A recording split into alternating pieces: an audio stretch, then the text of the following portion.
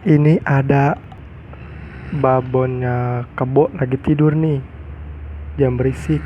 Ntar kalau dia bangun ngamuk-ngamuk.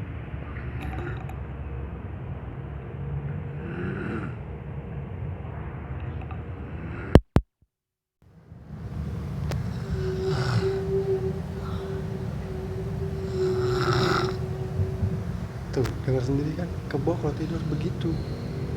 Suaranya.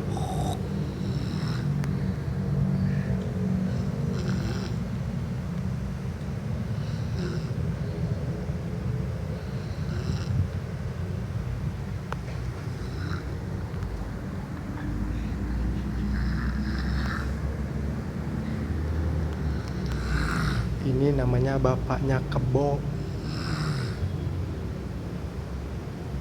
Kalau mulai bapaknya kebo ya ini. Kalau lagi tidur begini.